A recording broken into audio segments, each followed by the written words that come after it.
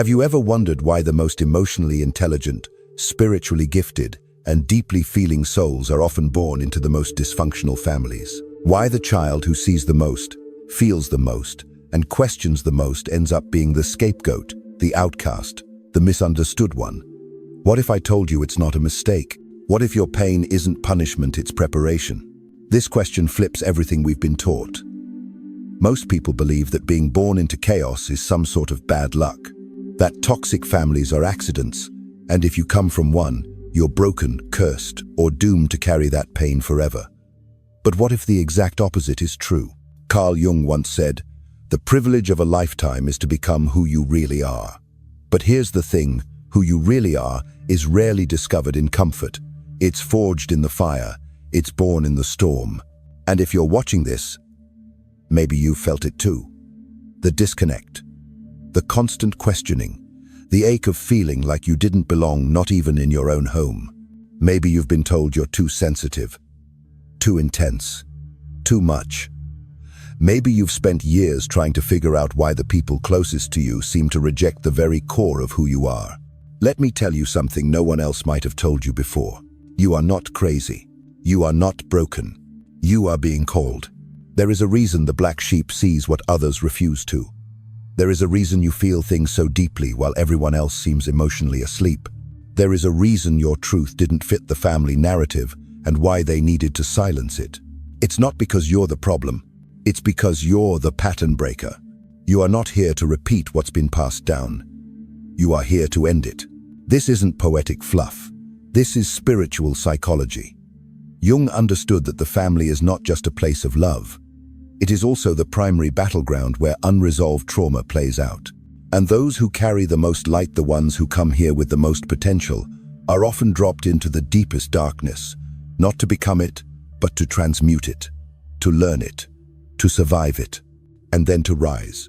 So if your childhood felt more like a battlefield than a safe haven, if love was conditional, if your needs were ignored or weaponized, if you were gaslighted, minimized, criticized, or made to feel invisible, you are not alone. You were never meant to fit in. You were meant to awaken. And awakening doesn't begin in comfort. It begins in contrast, in silence, in rejection, in those long, lonely moments where you asked yourself if love was ever real. Because here's the truth. When you are denied love in your external world, you're forced to find a deeper source, something beyond human, something eternal. And that search, that hunger, that ache, it leads you inward. It leads you to your higher self, to your purpose, to your healing. So don't look at your family story as a curse. Look at it as the training ground for your soul. Yes, it hurt. Yes, it shaped you. But no, it does not define you. You are not here to be understood by those who refuse to understand themselves. You are not here to beg for love. You are here to remember it, to embody it, to become it. This is not the end of your story. This is the beginning. And you are not alone. You are just waking up. There's something powerful about a soul that wakes up early. Before the world teaches you who to be, before your family finishes molding your identity, before you've even learned the words to describe your pain, you already feel it.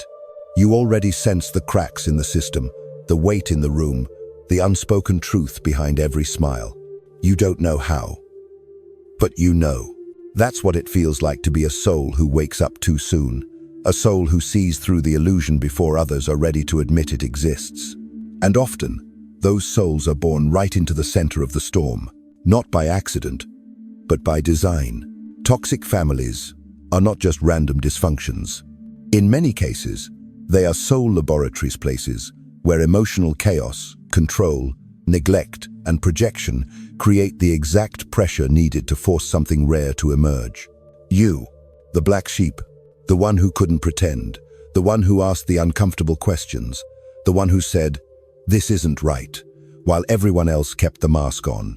And for that, you were misunderstood, labeled, punished. But here's the truth. You weren't the problem. You were the interruption. You are the break in the lineage of silence, the fracture in a generational cycle of pain that no one else dared to question. You are the soul strong enough to carry the awareness your ancestors could not hold.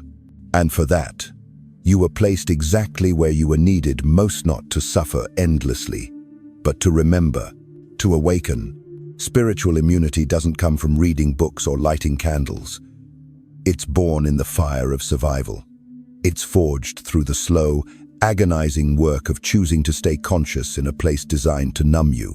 And if you've done that, if you're doing that now, you are stronger than you know. Because a soul that wakes up early learns quickly that love must first come from within, that peace cannot be begged for. That truth will always cost you comfort. You are different, not because something is wrong with you, but because your depth couldn't shrink to fit someone else's expectations. You didn't fail the system. You outgrew it. Being born into dysfunction wasn't a punishment. It was your initiation. You didn't come here to repeat what hurt you. You came to end it. And while that may feel lonely, even unbearable at times, it is also sacred. You are not just breaking cycles. You are becoming the medicine your bloodline never received. You are healing forward and backward, simultaneously. That is not weakness. That is power. And no matter how far away you feel from where you want to be, you're already on the path. You are not lost. You are becoming.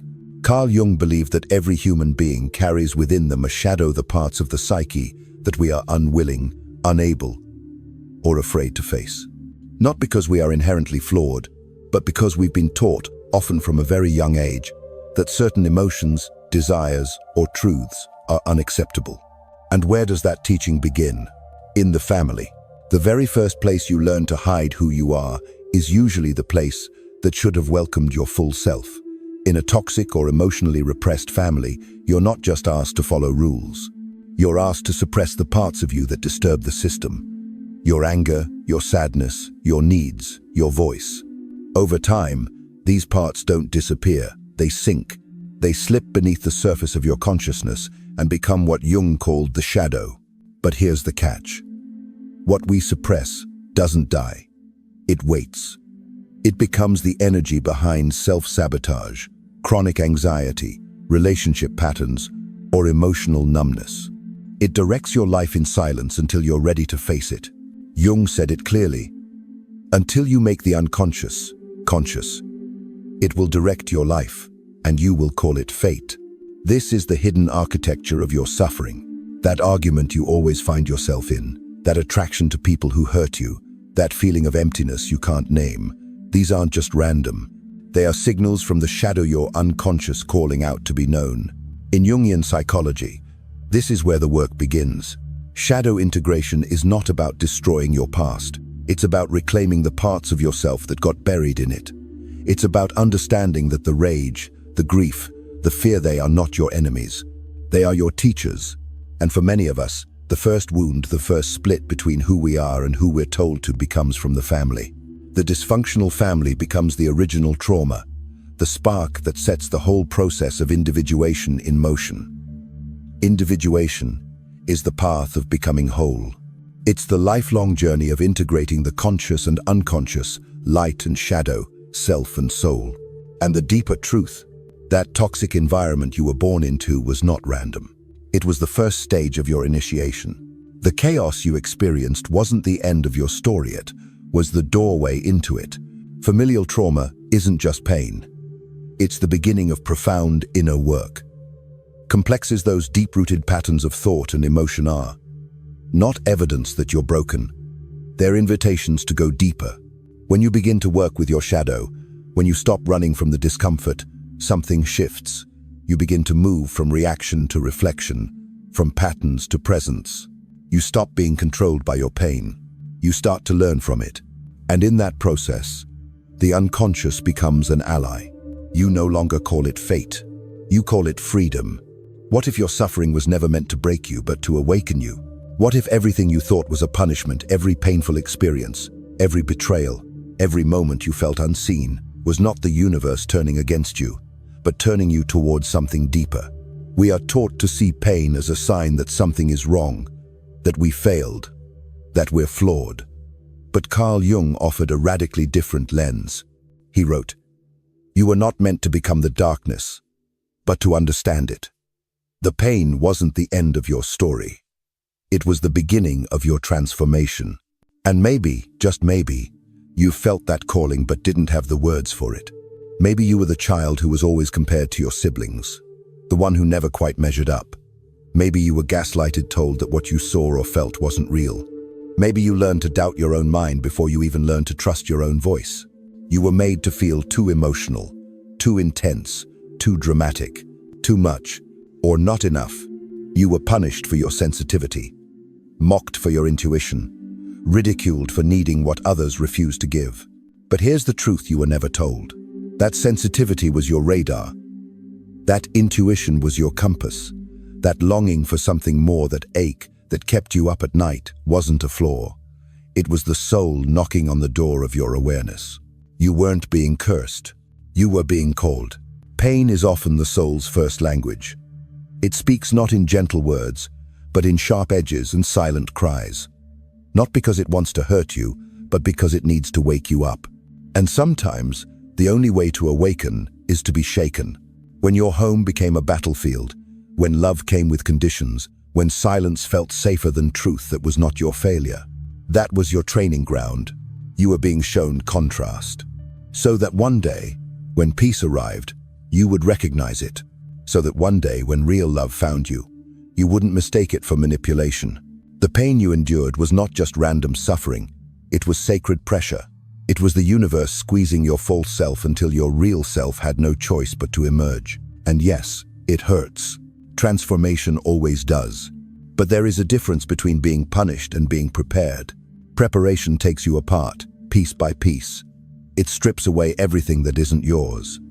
Every belief that was never true. Every role you were forced to play. Every mask you had to wear just to survive. And when it's done, what remains is real. What remains is you. This is the spiritual path no one talks about. The path that begins not in a temple, but in trauma. Not with light, but with shadow. You didn't start your journey from the mountaintop. You started from the pit. And that matters. Because the higher the soul is meant to rise, the deeper it must first descend. That descent is not a punishment. It is an initiation. Your darkness is not a shame to hide. It's a language to learn. Because when you understand it, you free yourself. And more than that, you become a light for others lost in the same dark. So the next time you ask why it had to be so hard, why it felt so unfair, why you were the one carrying the heaviest weight, remember this. You were not chosen to suffer. You were chosen to see. To see what others avoid. To feel what others numb.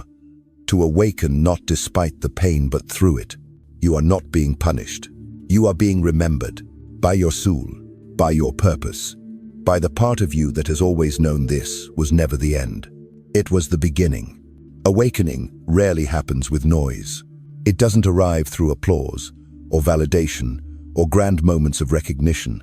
It often comes in the quiet, in the silence after the chaos, in the spaces where love was supposed to be but wasn't. When your childhood lacked warmth, when affection came with strings, when your needs were ignored or belittled, you didn't stop needing love. You just had to find it somewhere else, somewhere deeper, somewhere beyond the human. And that's where your connection to the divine began. Not through religion, through survival. When the voices around you were too loud, when the rules made no sense, when nothing felt safe, you began listening to something else. Something no one taught you. Something that spoke not in words, but in feelings. In intuition. In knowing. That's the beginning of spiritual reconnection. Some call it God. Some call it Source. But Jung might have called it the self, the deep, wise center of who you truly are. The part of you untouched by trauma. The part of you that has always been whole. Imagine for a moment that from your core, from the center of your being, there's a glowing thread, a spiritual umbilical cord. It stretches upward from your navel, reaching into the sky, far beyond the noise of this world. It pierces through the darkness. It cuts through confusion. And at the other end is divine light. This is not metaphor.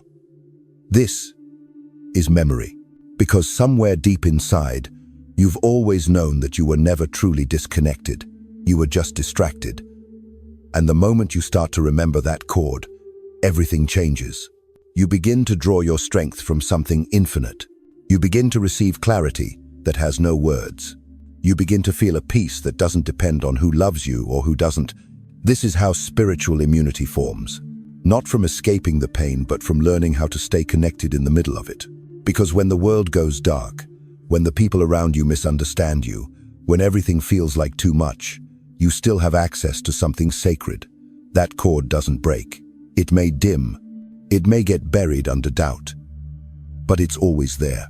And when you close your eyes, breathe deeply, and reconnect, you remember, your inner voice becomes louder than the chaos.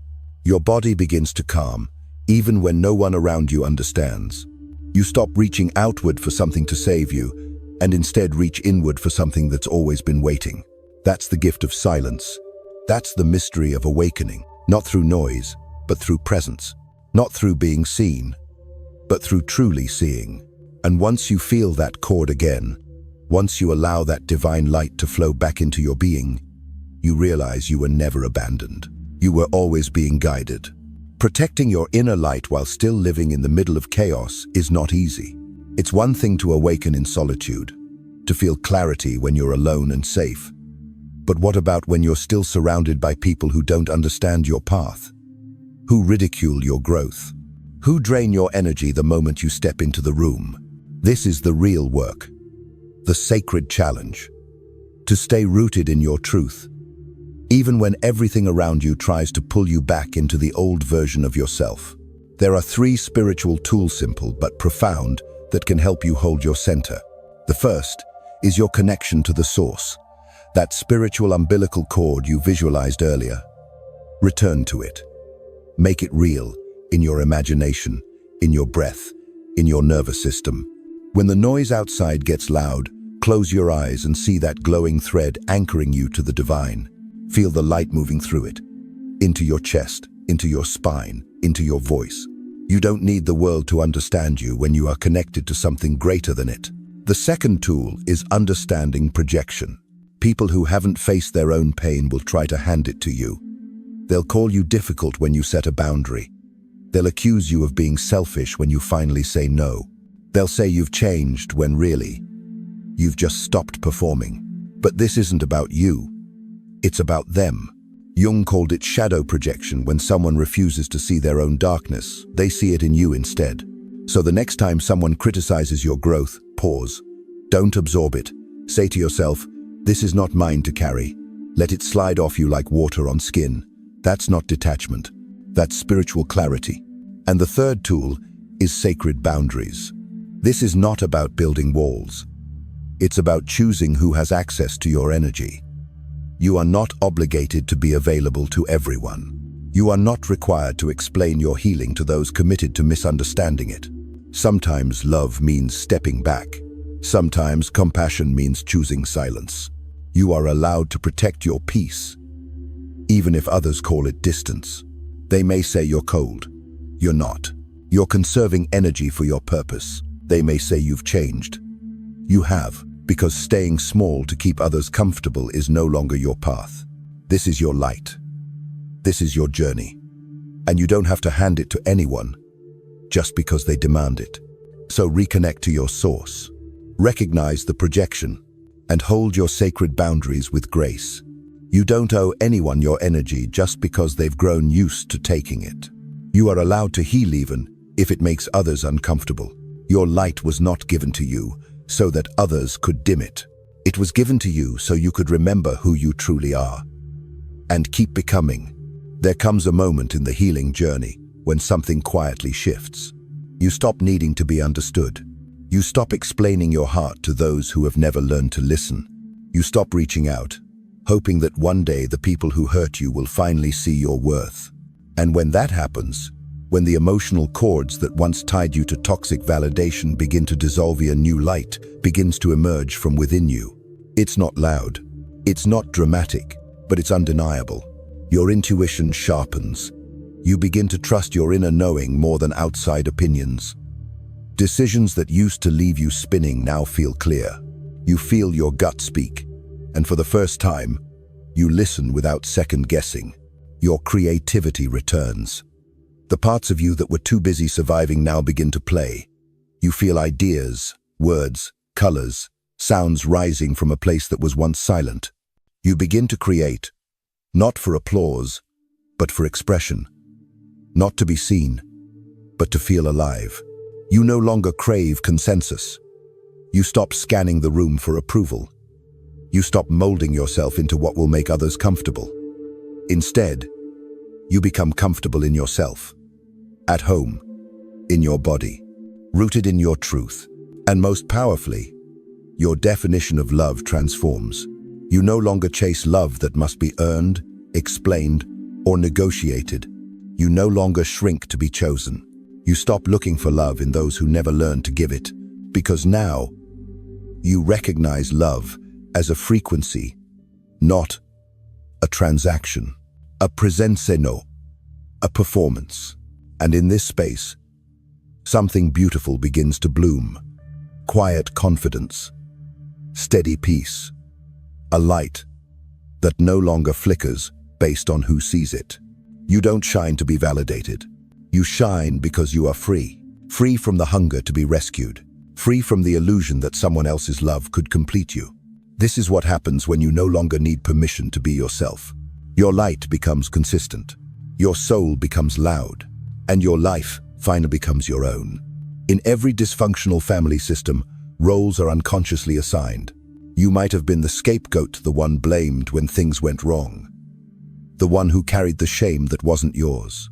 Or maybe you were the caretaker, the one who held it all together, managed emotions, sacrificed your own needs, just to keep the peace. Perhaps you were labeled the black sheep, the one who didn't fit in, who questioned too much, who felt too deeply and was quietly exiled for it. These roles are not chosen. They're inherited, passed down through unspoken patterns, wrapped in emotional obligation. But here's the truth. They are not your destiny. They are invitations. Because when you begin to awaken, you realize something powerful. You don't have to keep playing the part. You can step out of the script. You can become the healer. You can become the one who says, "This ends with me." You stop absorbing other people's pain and start transforming your own. You stop rescuing everyone else and begin rescuing yourself. You stop begging for space at the table and start building your own. This shift doesn't mean you stop loving your family. It means you stop abandoning yourself for them. It means you understand that being the odd one out is painful but sacred. Because someone has to go first. Someone has to see the pattern. Someone has to break it. That someone might be you. And yes, it will be lonely at times, but it will also be liberating. You are not betraying your family by growing. You are honoring your lineage by refusing to repeat its wounds. So ask yourself this: will you keep playing the role you were given? Or will you become the first to step out? The one who changes everything not by force, but by becoming whole. That is the real legacy. That is the art of becoming. You are not broken. You are being reborn. Everything you felt, every ache, every rupture, every moment where you questioned your worth was part of the unraveling. Not to destroy you, but to reveal what was never truly yours to begin with. The masks, the roles, the silence. Now, something deeper is rising. You are not alone in this. You are one of millions of souls across the world awakening to something ancient and true. You are part of a wavone that is rewriting patterns, healing generations, and remembering who we really are beneath the conditioning. Carl Jung said, "Life itself is the journey of becoming who you truly are." And that journey doesn't begin in perfection. It begins in fragmentation, in confusion, in pain. But look at you now. You're still here. You kept going. You've asked the hard questions. You've sat in the dark long enough to see the light flicker back on from within. And even if you're still in the middle of it, even if you're still learning to trust yourself again, there is no doubt. You are becoming. This path, this awakening, isn't something anyone else can walk for you. But you don't have to walk it alone either. There's a quiet revolution happening. Souls like yours, finding their voice, finding their light, finding their way home to themselves. And when one person does this work, it creates a ripple. a frequency that others can feel, even if they don't know why. So if something in you stirred while listening to this, leave a sign. Not for me, but for you. To remind yourself that you're waking up, that you're done living half-truths, that your healing matters. This isn't just information, it's remembrance. And if you need someone to walk beside you through the next part of this journey, you're in the right place. Follow this channel, not just to consume but to stay connected, to be reminded, to remember again and again that your light is real, that your path is sacred, and that your presence here means something. The world doesn't need you to be perfect. It needs you to be whole, and you're already on your way.